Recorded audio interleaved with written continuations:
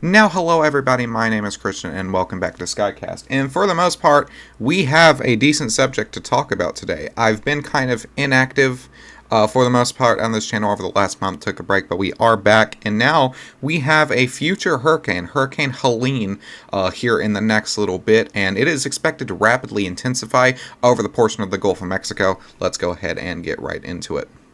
And now, as of right now, Helene is a tropical storm. You can see her right down here towards portions of the Caribbean, and right now towards Cuba, portions of Havana, towards eastern Mexico here.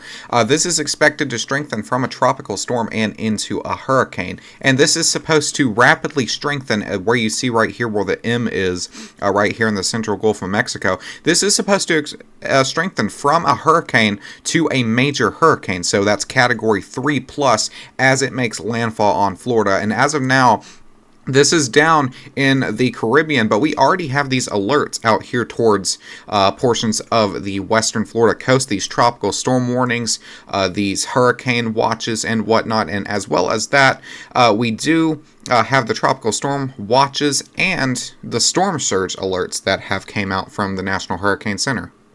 Now, as Helene does enter portions of the Gulf of Mexico, it's going to remain a tropical storm throughout this area before hitting hurricane status, and it'll hit that hurricane status right here between portions of Mexico, portions of Havana, and Cuba right there. And that is where we're going to start seeing more of the concern for the rapid growth, because through this whole area, right here where we're seeing the path go through, there is extremely warm water temperatures in the upper 80s. As well as that, you have low wind shear in this area. Wind shear is usually used to cut down on the hurricane strength. And when you got those two things there, there's nothing really to stop this from growing. And that's why, for the first time, and I think ever, they have issued a major hurricane that far out.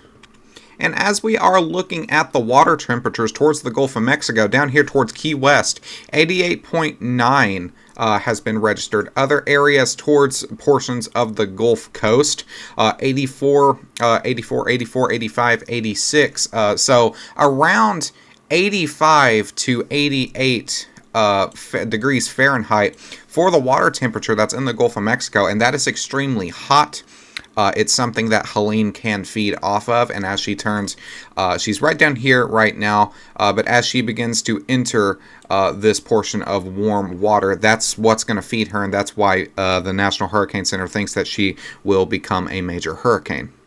Many Florida counties as well have declared a countywide state of emergency. I think the last time I looked, there was about 47 out of the 67 counties that declared a state of emergency as this hurricane, future hurricane, does get set to move through. So we're going to have to watch this to see how it progresses.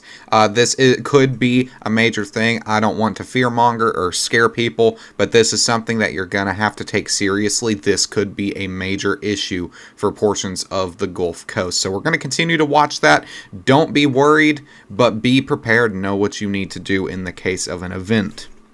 But we do also have a little bit of severe weather. Not much, but we do have a little bit of severe weather that we need to talk about. A slight risk of severe weather has been issued through portions of Kentucky, central eastern Kentucky, as well as portions of West Virginia and a little bit of Ohio.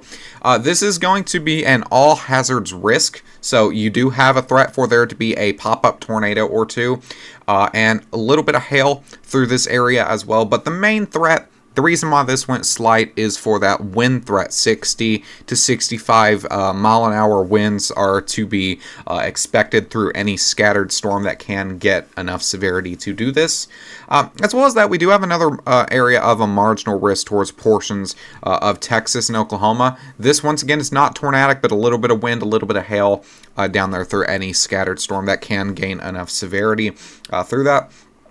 Isolated to scattered severe thunderstorms are possible, mainly this afternoon, so this is going to be more of a daytime event across portions of the Ohio and the Tennessee valleys and into portions of the Appalachians, so eastern Kentucky, portions of West Virginia. A few strong to severe storms are also possible across portions of the southern plains, which is going to be that Oklahoma threat.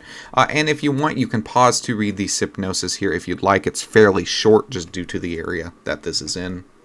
As we get into tomorrow, Wednesday the 25th, no severe weather expected, just general thunderstorms throughout portions of the East Coast. No tornado, wind, or hail forecasted for this, so you can enjoy tomorrow being very much a rainy afternoon with scattered rain. You can also pause to read this if you want, but there's nothing severe really expected from this. On Thursday is when things do end up getting interesting, though. That marginal risk of severe weather through portions of Florida, the coast of Florida, and into portions of Georgia. This is placed for Hurricane Helene. This is right now Tropical Storm Helene, but soon to be Hurricane Helene. And this is a probabilistic of 5% to be severe. This is anything that can remain discrete, can wrap around itself for a brief tornado, possibly a strong tornado. We're going to have to see what the Storm Prediction Center and the National Hurricane Center says, but this is there as of now, and would not be surprised to see this to get upgraded. A tropical cyclone is forecast to move inland from northern Florida and Georgia on Thursday. A risk for tropical cyclone-related tornadoes will accompany convection within the outer bands. Now, I don't have my radar Omega on this computer right now, so we are using another thing called Quad Weather for the HRRR model. And right now, just as you continue to go through the afternoon and the evening, it's pretty much just scattered storms. Anything that can remain discrete can gain that severity. This slight risk does extend through portions of West Virginia. Anything that can remain strong, discrete, maybe like a cell like this, can get one of those warnings, as well as that, a little bit of tornadic activity as well. But through portions of Kentucky, it's just going to remain rainy through the rest of the afternoon. That marginal risk does extend a little bit around towards portions of like Tennessee. We're once again still seeing those lines of storms. So we are going to continue to monitor this. I'll also be making updates on my Twitter, which you can follow. Link in the description if you would like to. And besides that, that's all I have for you guys today. So thank you so much for watching. Make sure if you're in Florida, anywhere on the Gulf Coast where you're watching the storm surge, stay weather aware, be prepared, and be ready to evacuate if you are told to. This isn't like your standard tropical storm or hurricane. This could be a pretty big threat. Thank you so much for choosing Skycast as your go-to weather, and I will see you guys in the next one.